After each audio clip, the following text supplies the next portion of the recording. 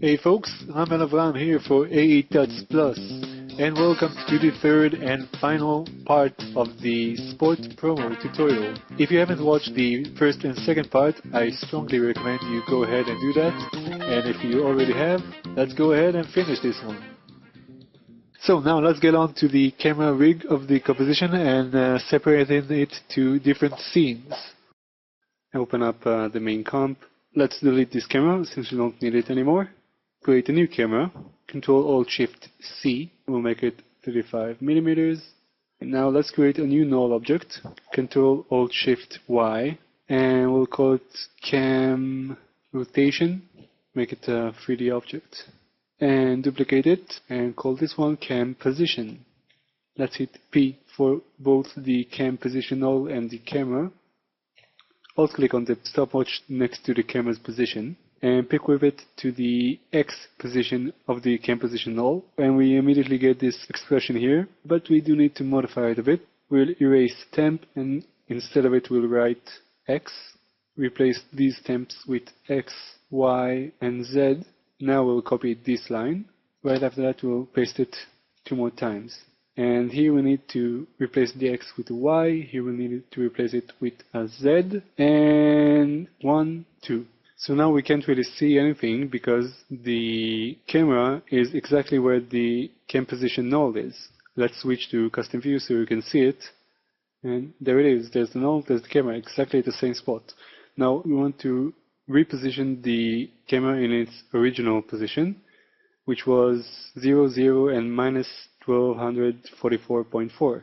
What we need to do is on the X take off 640, so minus 640. Here on the Y it will be minus 360, and we need to add, how much is it exactly? Just copy that value and hit plus 1244.444444. I should have positioned the rotation null a bit closer to the ground, but it doesn't really matter. We can do it now. Let's see if we can get a nice point of view here. Okay, so that's the camera rig. So now I will change the main comp's name to Scene01 and duplicate it 3 more times. And just let me rename those. 4 scenes, all the same. Now remember, the animation is the same in all the scenes. What's going to be different is the camera's point of view and animation. So first let's isolate the basketball. We need the grunge floor and the parquet floor and the basketball, that's it. And let's make a quick preview so you can see what's going on.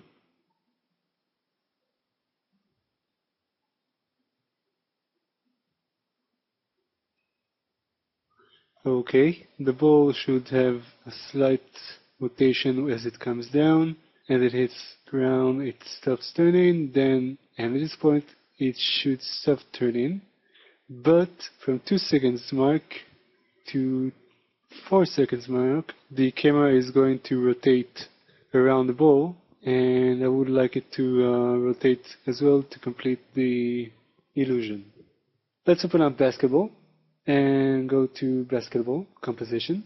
Move it over here to the side so we can work side by side. And let's see. To speed things up here, I've already created the animation, and I'll run it by you real quick. To remind you, we're animating the X, Y, and Z rotation, the light height, and the light direction, all in the CC sphere effect. Okay, so in 15 frames, we'll create a keyframe for the rotation X for 11 degrees. We'll create a keyframe for the light height in 40 and the light direction in minus 85 degrees. In 1.03, where the floor is at its lowest, we'll create a keyframe for the rotation X, minus 80. We'll create a keyframe for the rotation Z at 0. We'll create a keyframe for the light height at 16. And a final keyframe for the light direction at 7 degrees. In 1.15, we'll create the final keyframe for the rotation X, 23. And we'll start animating the rotation Y at 62. And we'll finish the rotation Z for an 82 degrees. Another keyframe for the light height, 46. At 2 seconds mark, we'll create a final keyframe for the light height, 16. And at 4 seconds, we'll create the final keyframe for the rotation Y, 257 degrees. The Y is for when the camera is rotating around the ball will also rotate, so we'll have the illusion as if it was a true 3D ball. Let's create a nice preview of that so we can see how that looks. Okay, so if I'll go over it frame by frame, you can see it a lot better. You can see the ball rotates, stops, and starts rotating on to the other side. And then it comes down and starts rotating on the Y. Okay, great. Let's move on. Okay, so we're in scene 1. Let's do this. Scene 1 should last 1 second or so, I think. Let's back up a bit. I mean, really back up. So I want to see the lux in the picture, and let's rotate here a bit on the x-axis. So we'll get this look from above. This will be our starting point, and we'll just have a slow zoom in sort of thing. And that's all the animation we got for scene 1. How simple is that? Let's go into scene 2. Now scene 2 is a bit more complicated. It lasts 3 seconds, and it's from 1 to 4. Let's zoom in here, rotate a bit on the x-axis. This will be our starting point. And 4 seconds, we'll back up. The Y rotation should be a bit more. And we also want to rotate on the Y axis, almost 90 degrees, I think. And then animate it so we get a straight, more or less ground. Let's have a quick preview of that. Okay. So we can see a few issues here. First, we get this gap between the floors, as well as it seems that the grunge floor is hovering a bit above the parquet floor. But not to worry about that, the black background will fill in the gap, and the glass threads will take the tension from the height differential. While we do get a real nice close-up look on the displacement here, I think the camera can go a bit further, and more than that, at this point, I want a closer look at the hole that's created in the ground. So something like this. And from this point on, we can go way out there. Mark both of these and right-click Keyframe Assistant, Easy Ease, and going to Graph View. That's going to be gradual animation, a bit more ease out. Now let's animate the third scene. Third scene is from 3 seconds to 4 seconds. Once again, we get a bird's eye view of the glass fading away. We get almost a bird's eye view. And last, the fourth scene, our final scene. The scene which will wrap it all up, which will last from 4 seconds to, let's give it 2 seconds. Let's see how we're going to approach this. Let's add a keyframe for the position in the 6 seconds mark, which will be our final frame, and as well for the camera rotation on the X and Y. And in the 4 seconds mark, just back up a bit, maybe take it a bit down, and have a slight rotation. Let's get a quick preview of that. This way we have a slight animation going on. Of course, we can make sure that all of these are smooth. So right click on one of them, Keyframe Assistant, Easy Ease. Let's add some nice text here. Basketball promo. Okay, and I can't see anything. Let's turn it black for a second. And for some reason there's an outline for it. Don't know why. Probably leftovers from my previous project. Okay, so the font I'm using here is called Establo, and I want 2 separate lines for the text. So basketball will be one, and promo will be the other. Let's make sure they're both approximately the same size, so we'll get a nice look here. Let's start with basketball. We'll add shapeshifter. Because of the camera position, the shapeshifter is actually somewhere around here. If we'll switch to custom view, you can see it up here. Switch back to active camera, go to 3D transform, and first let's drag on the Z so we can see it. Black is really not the color for this text, and I think in the original I used the white. Yeah, works a lot better. Drag it on the Y. As for the 3D extrusion, I would like to have that amount, so let's say 20, maybe 25. Let's copy shapeshifter, Control C, and paste it, Control V, and since it's black as well, we can't really see it, but there it is. So, basketball promo. The basketball would need to come from the left side, and the promo will need to come from the right side. And I wanted to rotate in from the left side, as if the anchor point is way out there. So let's say switch to custom view again. I would like to have the anchor point somewhere around this point. Let's switch to active camera, and let's see. Still inside the 3D transform, we have the anchor points. If we'll drag the anchor Z to 1000, our text will jump forward. So what we need to do is add the Z position 1000 pixels as well, and then it goes back to the original place. And if we'll rotate on the Y-axis, we have the rotation we need. So let's do the same for the promo. 3D transform, 1500 on the Z position, and on the anchor Z, 1000. And let's check it out. Yep, there it is. Let's start with the animation. Basketball, let's go to 4.15 on the timeline, 4 seconds, 15 frames. And this will be the final resting place for the basketball text. Keep it on the Y. And 5 frames before that, rotate a bit to the left, say -5 pixels. For 4 seconds, rotate to the left. So we'll get this sort of animation.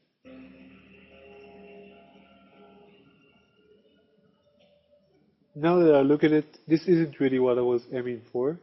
So I think what we should do is have the camera animation no longer than 1 second. Let's go to 5 seconds, drag these 3 keyframes to 5 seconds mark. Let's go into our graph editor and have it start slowly, come to a halt slowly, but at this point we'll drag it just a bit to the top. And as for the rotation, you can have it fast and then slow down on the axis, as well for the Y, fast in, slow out. And the, where is it, basketball, this animation should start somewhere around here. And let's right click on those, keep them consistent, easy ease. Let's go into graph view, zoom in a bit. The text is closing in and then should come to a halt, but very smoothly.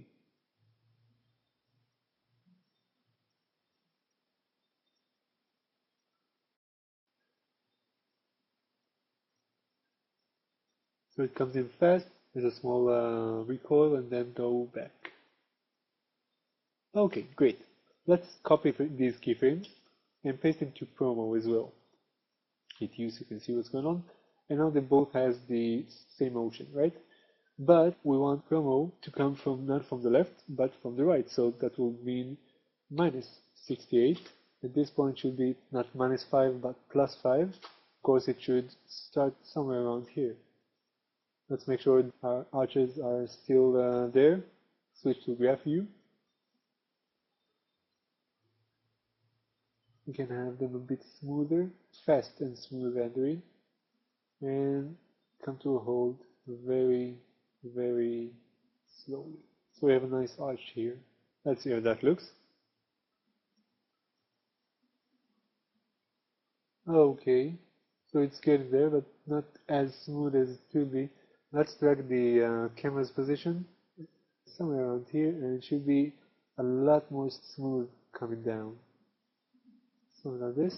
The promo animation should start somewhere around here. And up to this point, we don't even need to see the basketball as well as the promo up to this point.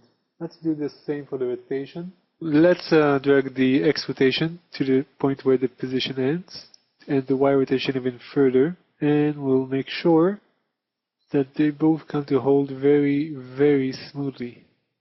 Let's see. We want the basketball to fly away as the promo hits it, right? So at this point, we should create a keyframe for the basketball. And let's say 1, 2, 3 frames later, it flies away like a seagull. Like a beautiful, beautiful seagull. Okay, let's add a nice arch here. As you know, seagulls fly in a beautiful arch. We can even add another keyframe for it. I might have exaggerated with the height. Let's take it down a bit and a bit further on, and one more frame. And let's see.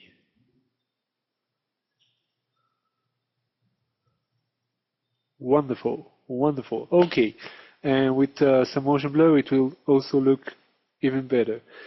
Great.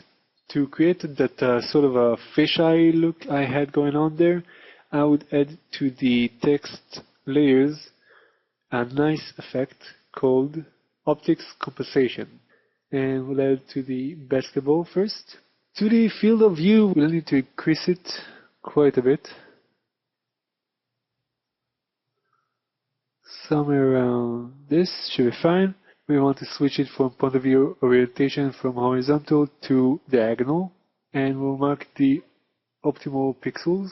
Let's actually increase the field of view somewhere like this. Okay, copy this one and paste it to the promo. Now in the promo, I would like to set the view center a bit down on the y-axis, somewhere like this. Approximately at this point where they come in, I want it to have a real nice directional blur. So I would add to it a directional blur. Oh, I've added it to the promo, didn't I? Okay, so let's add it to the basketball, switch it to 90, and blur it way out there. Something like this.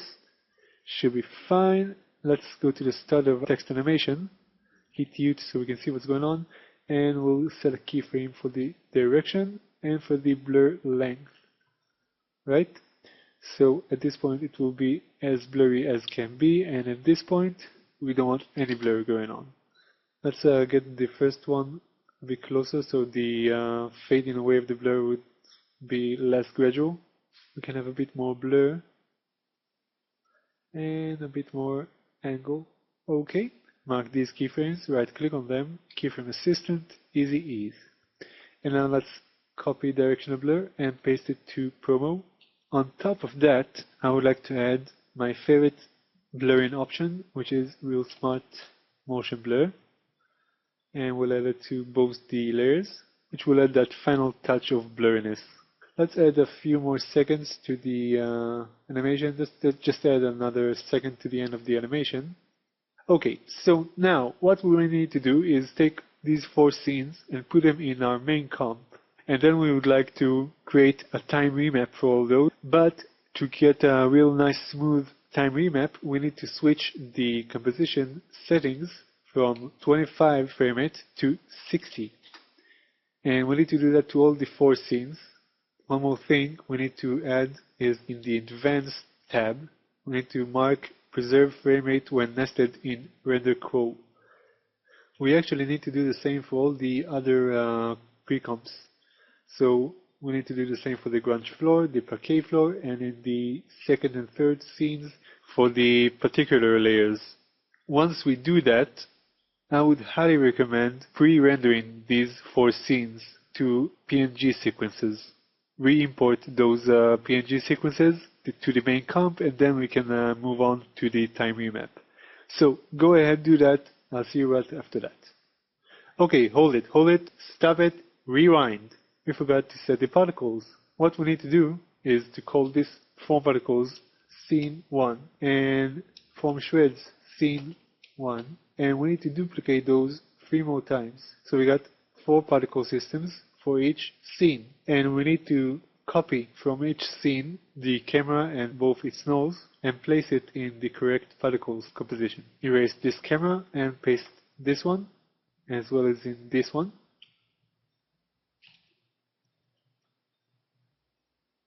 Okay, and now we need to drag in scene 4 and scene 4 to scene 4, as well as the other scenes, as well scene 3 and scene 3 to scene 3, and so on and so forth. And then we need to pre-render everything. Now, of course, I could have worked to begin with 60 frames per second. It's just a personal matter. I found it easier to work in 25 frames per second. Go ahead, turn everything to 60 frames per second, pre-render as a PNG sequence, re-import it, and we'll continue on from that point. To save some time, I'm using my original pre-renders of the PNG sequences, and I've placed them all to a scene called All Scenes. And All Scenes are placed in main comp. Now, All Scenes is 60 frames per second, okay? And other than that, I've also pre-rendered the particles, shreds and small particles in different layers with a black solid underneath them and placed them in a screen mode so you can see through them. I've added a mask on top of the particles layers so we can see the basketball a bit better. And I've keyframed it, just motion tracking the basketball. One more thing I forgot to mention before is I've also added just environment particles. You can see it here, just a particular layer with simple environment particles. Now let's switch back to our main comp, and here we have the All Scenes scene. Now let's add time remap, enable time remapping. And now approximately from this point, I would like the time to go slow up to this point probably. Then it will go fast and up to this point, maybe until the scene change. Yeah, up to this point. Then it will go, or maybe it will go the very same speed, and yeah, we'll create a keyframe for it here, and then up to this point it might go a bit faster and then goes back to original speed. So let's let it go a bit slower here. So 2 seconds, we drag those to 2 seconds, so we'll have a nice slow movement here. And then this one needs to go a lot slower. We'll give it like up to 3 seconds. And then it needs to go a lot faster. Drag those here. And up to this point a bit faster. Let's mark all of these. Right click on those, keyframe assistant, easy ease, and go into graph mode.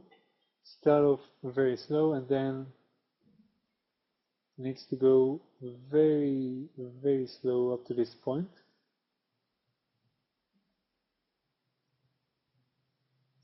So we're straightening this line out. This one needs to be also a bit more smooth. We don't want any easy in or easy out. And this one needs to go fast.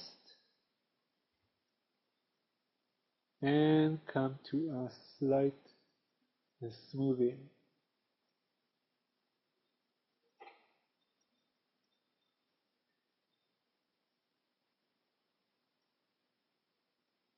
Okay, so the timing up in here can be a bit can be done a bit better. You can have a bit more gradual and less time. I'll just mark all of those and drag it a bit back. And maybe this point can be a bit faster. Let's see how that looks.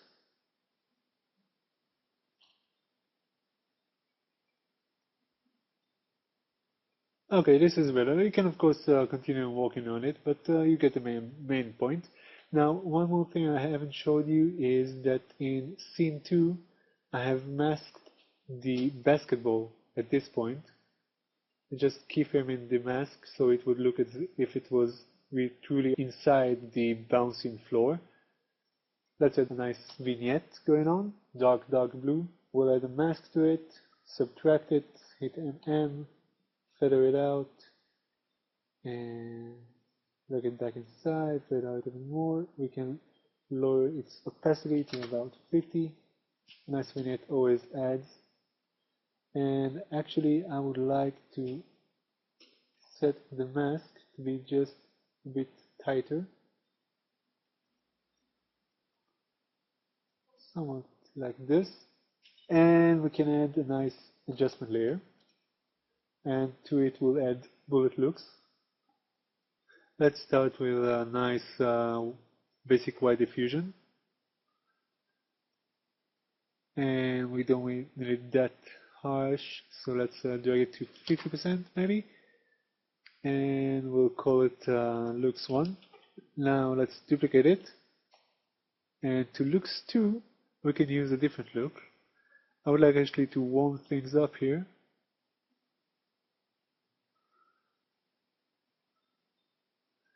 Sunny Delight actually does a very nice job. Let's increase it to 100. And yeah, we can lower the opacity on the looks 1 and also on the looks 2. And yeah, this is a very nice look. I've been helping with you for a very long time now. My name is Ram Ben Avraham. Hope you enjoyed this tutorial, and I'll see you next time.